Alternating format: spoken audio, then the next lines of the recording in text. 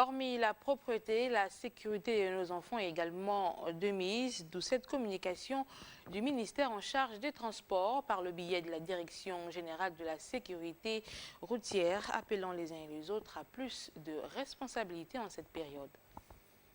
Mesdames, Messieurs, chers usagers de la route, à l'occasion de la rentrée scolaire 2014-2015, il est pour moi un devoir en tant que directeur général de la sécurité routière d'attirer l'attention des élèves, enseignants, parents d'élèves, automobilistes et les pouvoirs publics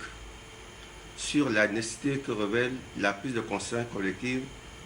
pour que le chemin de l'école devienne de moins en moins meurtrier. En effet, plusieurs de nos enfants ont été tués ou blessés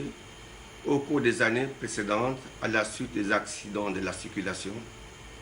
Certains blessés garderont des séquelles plus ou moins graves au cours de leur vie. L'analyse de cette situation révèle que l'implication importante des élèves dans cette hécatombe résulte de l'imprudence, voire l'inconscience de la notion du danger.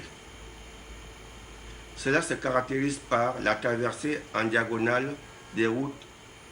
hors des passages pour piétons, la traversée brutale des routes sans précaution,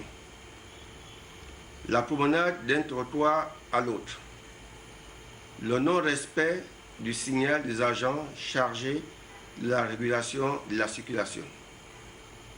l'attitude dangereuse adoptée par les élèves